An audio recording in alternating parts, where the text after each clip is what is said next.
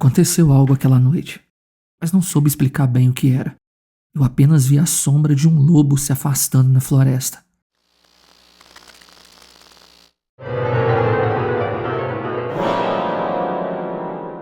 Então você quer saber sobre nossa viagem à Patagônia? Bem, deixe-me começar do começo. Mas adianto que nem toda aventura tem um teor positivo, pois as cidades escondidas entre as montanhas podem guardar segredos que nunca deveriam ser revelados. Pedimos o seu like e sua inscrição no canal. Coloque seus fones de ouvidos e tire suas próprias conclusões. Meu nome é Clara e meu marido se chama Pedro. Sempre fomos aventureiros de coração.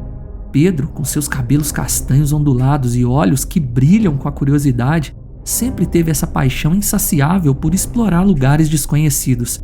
E eu, com a minha determinação e um leve toque de imprudência, sempre estive pronta para embarcar em qualquer jornada com ele.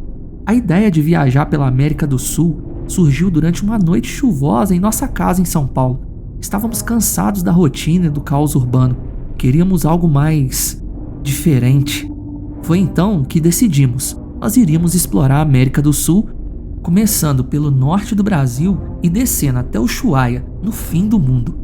A decisão de viajar de Kombi veio de uma mistura de nostalgia e praticidade. Pedro sempre contava histórias de quando era criança e viajava com seus pais em uma Kombi amarela pela costa brasileira. Era o veículo perfeito, espaço para dormir, cozinhar e viver, tudo em um só lugar. Depois de algumas semanas procurando, encontramos uma Kombi azul celeste, a quem carinhosamente chamamos de Celeste. Viajamos por várias regiões, passando por selvas, montanhas e desertos. Cada lugar tinha sua magia e suas histórias, mas a nossa expectativa real era pela Patagônia. As vastas paisagens, os ventos cortantes, as montanhas majestosas, tudo que lemos e ouvimos sobre essa região nos fez ansiar por ela. O Ushuaia, em particular, tinha um apelo especial. Era o fim do mundo e tínhamos que chegar lá. À medida que nos aproximávamos de Ushuaia, a paisagem começou a mudar drasticamente. As estradas tornaram-se menos cuidadas e a vegetação mais esparsa. Foi quando, em uma tarde nublada, chegamos a San Martín de los Andes, um vilarejo pitoresco encravado entre as montanhas cobertas de neve. As casas eram feitas de madeira, com telhados inclinados projetados para suportar o peso da neve no inverno. A fumaça saía de chaminés aqui e ali, dando ao lugar uma sensação acolhedora. O clima era frio e cortante, mas o que realmente nos arrepiou foi o silêncio. San Martín de los Andes parecia estar isolado do resto do mundo, como se o tempo tivesse parado ali. Ao estacionar Celeste perto de uma pequena praça, fomos recebidos com olhares curiosos dos moradores, mas nada disso nos impediu de sair e explorar aquele local. O atendimento no comércio era muito agradável. Em um pequeno bar, rodeado de senhores, onde paramos no meio da tarde, ouvimos histórias intrigantes sobre o Hombre Lobo, que rodeava a cidade de tempos em tempos, e sobre jovens que desapareciam nessas épocas. Passeamos durante o dia e ao final da tarde nos encaminhamos até onde Celeste estava estacionada para prosseguirmos ao ponto de apoio de motorhomes e passarmos a noite por lá. Quando decidimos partir, uma surpresa desagradável nos esperava. A Celeste não queria pegar de jeito nenhum. Tentamos de tudo, mas o motor não dava partida, simplesmente ele não ligava. Com o cair da noite se aproximando e a tal lenda do lobisomem em nossas mentes, nós decidimos que seria mais seguro passar a noite em um hotel em San Martín de los Andes. Mas um senhor idoso, vendo a nossa tentativa fracassada de ver Celeste pegar, se aproximou de nós oferecendo ajuda. O seu nome era Dom Ernesto. Ele nos cumprimentou com um espanhol carregado de sotaque e se ofereceu para olhar o motor. Enquanto compartilhávamos histórias e experiências, Dom Ernesto nos falou sobre as tradições e lendas locais, mencionando de forma rápida também a lenda que nós tínhamos ouvido durante o dia, sobre o tal Hombre Lobo. Pedro e eu trocamos olhares céticos. Lobisomens parecia coisa de filme. Dom Ernesto, vendo nossa situação, nos ofereceu abrigo em sua casa. No dia seguinte, nós procuraríamos um mecânico. Agradecidos, aceitamos. No entanto, a sensação de desconforto e ansiedade apenas cresceu à medida que a noite caía sobre o vilarejo. A noite de San Martín de los Andes era diferente de qualquer outra que tínhamos experimentado em nossa viagem. O silêncio era tão profundo que podíamos ouvir o vento sussurrando entre as árvores e as tábuas de madeira da casa de Dom Ernesto rangendo sob o peso do frio. A casa dele ficava nas redondezas de San Martín de los Andes, uma área cercada por uma paisagem de tirar o fôlego. Ao chegarmos lá, uma senhora chamada Rosa, com rugas que contavam histórias de uma vida longa e cheia, relatou sobre seu neto enquanto mostrava uma fotografia.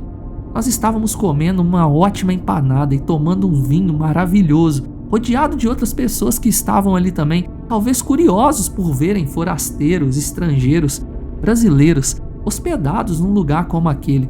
Segundo Dona Rosa, ele havia saído uma noite para caçar e nunca mais retornou.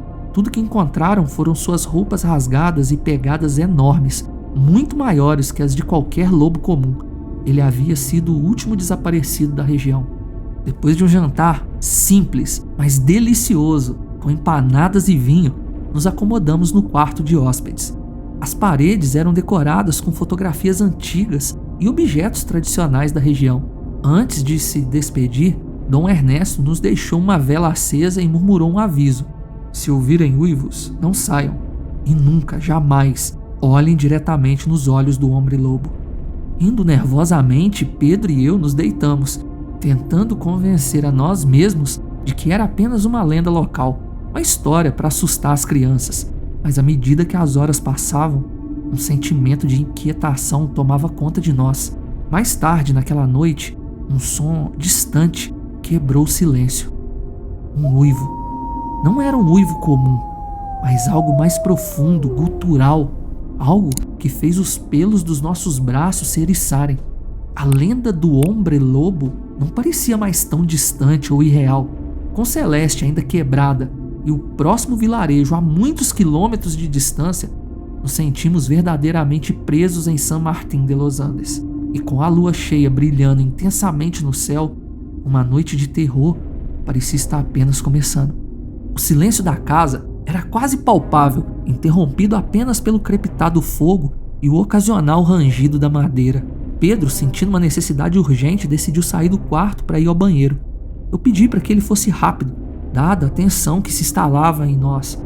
O tempo parecia se esticar e a ausência de Pedro se tornou cada vez mais preocupante. Quando estava prestes a sair do quarto para procurar Pedro, a porta se abriu abruptamente. Pedro entrou rápido, o seu rosto pálido e os olhos arregalados. Era uma expressão que eu nunca tinha visto antes. O seu peito subia e descia rapidamente e ele fechou a porta atrás de si, encostando-se nela como se quisesse bloquear algo do lado de fora. Clara, ele sussurrou e a voz dele estava trêmula. Eu ouvi algo no banheiro. Ele continuou explicando que enquanto estava no banheiro, ouviu vozes abafadas vindo do lado de fora. A princípio pensou que fossem apenas murmúrios do vento ou talvez a sua imaginação. Mas ao se inclinar para fechar o basculante do banheiro, ele percebeu que as vozes eram de Dom Ernesto e mais 2 homens que não reconheceu. Eles estavam do lado de fora, bem próximos da nossa Kombi. Pedro relatou que conseguiu ver através de uma fresta Dom Ernesto e os outros 2 mexendo sob o capô da Kombi, enquanto conversavam em tom baixo e urgente. O teor da conversa era incerto, mas o tom e as ações deles deixaram claro que algo não estava certo ali. Com o coração acelerado e a mente trabalhando rapidamente, nós começamos a juntar as nossas coisas em silêncio. O plano era simples: sairíamos dali pela janela do quarto, evitando assim sermos detectados, e tentaríamos ligar a Kombi e fugir antes que percebessem a nossa partida. Nós deslizamos silenciosamente pela janela. O frio da noite nos envolveu e cada som parecia ampliado pelo silêncio do vilarejo. Nos movemos rapidamente em direção à Kombi, orando para que conseguíssemos escapar daquele lugar. Pedro e eu nos aproximamos de Celeste com o máximo de cautela. Os nossos passos eram suaves contra o chão de terra do vilarejo.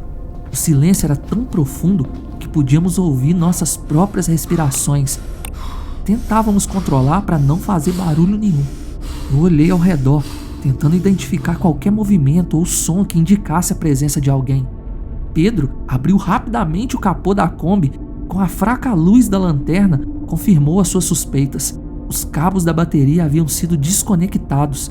Ele trabalhou rapidamente tentando reconectar tudo, Os seus dedos, apesar do frio, se moviam com destreza. Ele já precisou mexer muitas vezes ali em nossas viagens anteriores. Enquanto ele trabalhava, eu não pude deixar de lançar olhares ansiosos na direção da casa de Dom Ernesto.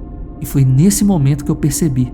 As luzes estavam começando a se acender, uma por uma. Uma sensação de pânico tomou conta de mim. Será que eles haviam percebido a nossa tentativa de fuga? Pedro, rápido! Eu sussurrei, tentando transmitir a urgência da situação sem levantar minha voz.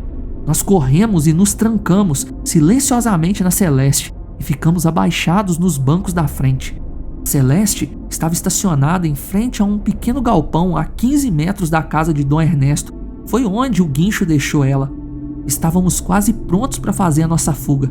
E foi quando vimos ele. O hombre lobo estava parcialmente escondido entre as árvores. Era uma criatura imensa, com pelo espesso e escuro que cobria todo o seu corpo. Os seus olhos amarelos brilhavam na escuridão. As suas mãos, se é que podíamos chamar aquilo de mão, terminavam em garras longas e afiadas. Mas o que mais me aterrorizou foi sua postura. Ele se movia como um predador, pronto para atacar a qualquer momento. Pedro, olha, olha! O homem-lobo foi caminhando lentamente em direção à casa de Dom Ernesto. As suas passadas eram firmes e decididas, e mesmo à distância, a aura era ameaçadora daquela criatura. A gente quase podia tocar o medo. A porta da casa se abriu e Dom Ernesto saiu lá de dentro. O seu semblante era sério e determinado. Os dois ficaram frente a frente, quase como se estivessem se desafiando. Eles verificavam um ao outro, e uma tensão elétrica parecia preencher o ar ao redor deles. Foi então que uma figura familiar emergiu das árvores. A Dona Rosa, a mulher que nos contou a história trágica do seu neto desaparecido. Ela saiu do meio das árvores. Era possível perceber que o jeito que ela se movia era como alguém que não estivesse preocupada com o que está acontecendo. Mesmo no meio da intensidade da cena, de tudo que estava ali, era como se ela estivesse no controle.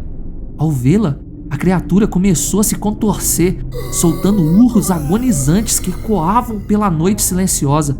Diante dos nossos olhos, o homem-lobo começou uma transformação dolorosa, voltando a uma forma humana. Quando a transformação terminou, um jovem, nu e visivelmente exausto, estava no mesmo lugar que antes havia uma criatura. Era o neto da Dona Rosa. O seu olhar estava carregado de raiva e frustração, como se ele estivesse travando uma batalha interna. Ele socava o chão, eu não sei se era raiva, se era dor. Aquela mulher, a Dona Rosa, rapidamente cobriu o jovem com um cobertor e parecia consolá-lo.